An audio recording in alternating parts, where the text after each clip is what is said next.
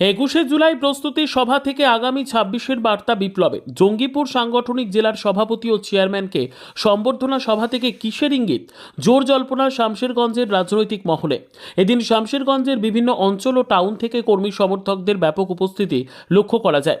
অন্যদিকে বৃষ্টি ভেজা বিকেলকে ধর্মতলা 21শে জুলাইয়ের প্রস্তুতির সঙ্গে তুলনা করলেন জঙ্গিপুর সাংগঠনিক জেলার সভাপতি খলিলুর রহমান। তিনি বলেন, 21শে জুলাই প্রতিবারই বৃষ্টি হয়, সেইরূপ আজকেও বিপ্লবের উদ্যোগে যে প্রস্তুতি সভায় বৃষ্টি হলেও কর্মীরা ছেড়ে যায়নি।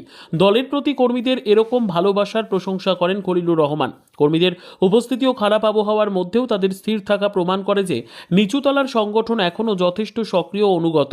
পাশাপাশি সমস্ত দলীয় নেতৃত্বকে ঐক্যবদ্ধভাবে থাকা এবং কোনো রকম ইগো চলবে না বলে জানান তিনি। অন্যদিকে সভা শেষে সংবাদ মাধ্যমের মুখোমুখি হয়ে জেলা পরিষদ সদস্য আনারুল হক বিপ্লব বলেন, তিনি দলের নির্দেশ মেনেই চলবেন এবং কারো ঊর্ধ্বে কেউ নয়।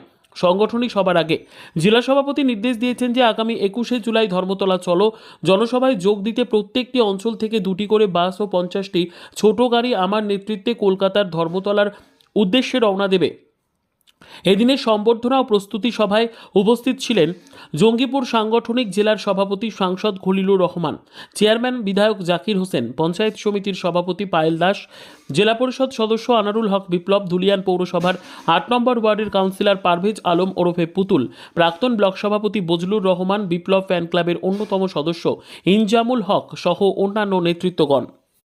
দেখুন, প্রথমে সম্বর্ধনা সভার আগে ছিল আগামী 21শে জুলাই যে আমাদের ধর্মতলায় শহীদদেরকে যে স্মরণ করার যে সে সম্মান প্রদানের যে জায়গা মানে মিটিং আর কি, সেই মিটিংয়ে সফল করার উদ্দেশ্যে কিন্তু আমাদের আজকে মূল কর্মী সভা আর কি। এবং সেই সঙ্গে আমাদের জেলায় নবনির্বাচিত সভাপতি চেয়ারম্যানকেও সম্মান প্রদান। কাজে সমস্ত মানুষকে আমি বলবো আর কি, আমাদের মুখ্যমন্ত্রীর যে উদ্দেশ্য ছিল আর কি, যে উদ্দেশ্য নিয়ে 21শে জুলাই 1993 সালে মহাকরণ অভিযান করেছিলেন, সেখানে যে 13 জন শহীদ হয়েছিলেন এবং কয়েকশো আহত হয়েছিলেন, তাদের প্রতি সেই শ্রদ্ধা জানানোর উদ্দেশ্যে যেন সেই আগামী 21শে জুলাইকে যেন সফল করার উদ্দেশ্যে সকলে আমরা সেই সভাতে সমবেত হয়ে আমরা সেই সভাকে সফল করব। এই হবে প্রথম, প্রতিটি উপস্থিত যারা ছিলেন তাদের উদ্দেশ্যে আমার এই বার্তা আর কি, এই উপস্থিত হয়ে সেই সভাকে সফল করা। এবং পাশাপাশি আমরা তৃণমূল কংগ্রেসের আমরা সদস্য, আমরা প্রথমে আমরা জানবো বা মনে রাখতে হবে যে আমরা মমতা ব্যানার্জির সৈনিক আর তৃণমূল কংগ্রেসের আমরা কর্মী। আমি সাংসদ হলেও কিন্তু আমার এই ভাবনা এই জায়গাতে রাখতে হবে এবং সেইভাবেই আমরা থেকে ঐক্যবদ্ধভাবে আমরা সকলে একসঙ্গে থেকে আমরা কাঁধে কাঁধ মিলিয়ে আমরা সাংগঠনিক কাজ করব, যেন আবারও 2026-এ চতুর্থবার যেন মমতা ব্যানার্জি মুখ্যমন্ত্রী হয়ে এসে এই যে উন্নয়ন আমরা দেখতে পাচ্ছি 2011 সাল থেকে, যেভাবে এলাকার অলিগলিতে কংক্রিটের রাস্তা, স্কুল কলেজ থেকে হাসপাতাল থেকে রাস্তাঘাট থেকে পানীয় জল থেকে বিদ্যুৎ থেকে এত হয়েছে যে আমরা সেটা সচিত্রভাবে দেখতে পাচ্ছি। কাজে সেটাকে আগামী দিনেও যেন অব্যাহত থাকে সেই লক্ষ্যে আমরা সকলে ঐক্যবদ্ধভাবে আমরা দলের হয়ে কাজ করব, মানুষের কাজ করব। আর সেই মেসেজটা আপনাদের মাধ্যমে সকলকে আমি জানাই। স্টেজ থেকে দুটো আওয়াজ উঠে আসলো কি এবং বিধায়ক জাকির হোসেন এবং আপনিও বললেন কি শামশেরগঞ্জের যে ঘটনা, সেই ঘটনা থেকে নির্দোষ ব্যক্তিদেরকে অ্যারেস্ট করছেন পুলিশ।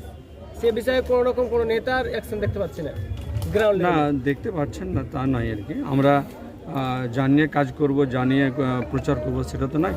আমাদের কাজ হচ্ছে কি প্রশাসনকে জানানো, সে তার কাজ আরম্ভ হয়ে গেছে প্রথম দিন থেকে। আজকে অলরেডি দুইজন স্বেচ্ছাসেবী সংস্থাকে গ্রেফতার করেছে, আমরা সেটা নিয়েও কথা বলেছি, সেটাও চলছে যেন এইরকম বিষয়গুলো আমরা দেখতেছি। আগামীতে আমরা এই বিষয়টা তুলেও দিয়েছি কানে এখনই, এবং আগামীতে এনেও যেন এই বিষয়টা নিয়ে আমরা আলাপ আলোচনার মধ্যে এটা ঠিক করবো। অথচ সাধারণ নিরীহ ছেলে দুজন এখনো জেলে আছে, নির্দোষ। দেখুন, সবটা নিয়ে কথা হচ্ছে।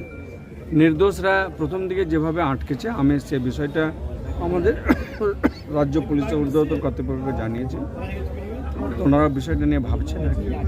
এবং আমরা আগামী 1-2 দিনের মধ্যে আমরা ঊর্ধ্বতন কর্তৃপক্ষের সঙ্গে আমরা যাচ্ছি, কথা বলবো আর কি, যার উদ্যোগে আজ যেন বিশেষ করে যেন নির্দোষরা যেন ছাড় পাই আর কি। আগামী বিধানসভা নির্বাচনে কি আনারুল হক বিপ্লব দাঁড়াচ্ছে?